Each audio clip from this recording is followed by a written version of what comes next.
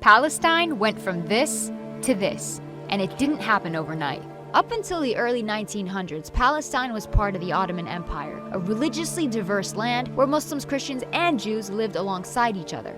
Then, things begin to change, with the start of the Zionist movement in Europe calling for the establishment of an independent Jewish state, ideally in Palestine. The first wave of European Jews start to immigrate. By the end of World War I, the Ottoman Empire collapses and Palestine is under British rule. It's 1917. Britain declares its support for a Jewish homeland in Palestine. The number of Jewish settlers grow, fueling tensions between the Arabs and the Jews. The violence between the two sides caused Britain to bow out and let the UN take over. The UN approves of a plan to split Palestine into two states: Jewish Israel, Arab Palestine.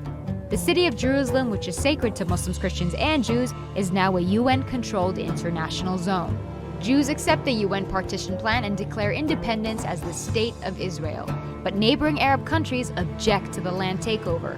This marks the beginning of the First Arab-Israeli War. Israel is victorious and makes a grab for the land intended for the Palestinian state under the UN.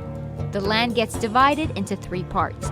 Jordan occupies the West Bank and East Jerusalem, Egypt occupies Gaza, and the State of Israel takes 78% of historic Palestine, including West Jerusalem.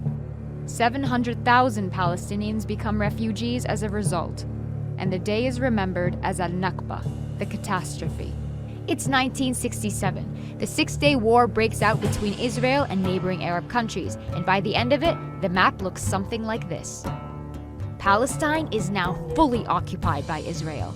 Despite the absence of a formal peace treaty, things start simmering down. Then Israelis start settling into Gaza and the West Bank, resulting in an Israeli-Palestinian struggle that gives rise to the PLO, the Palestinian Liberation Organization. Their main goal? To liberate Palestine from Israel by any means necessary.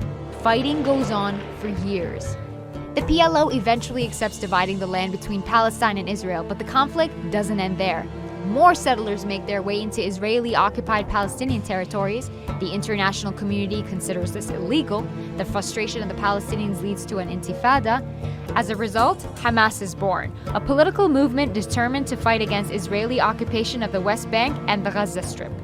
The United States, Israel, and the PLO signed the Oslo Agreement to split the West Bank into three sections.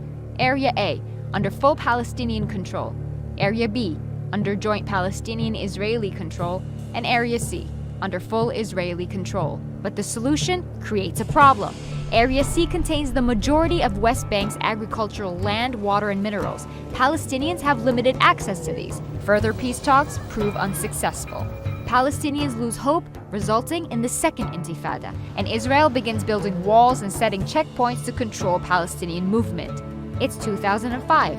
Israel withdraws from Gaza, but continues settlements in the West Bank. Hamas gains power in Gaza and splits from the Palestinian Authority, seeing it as being too secular.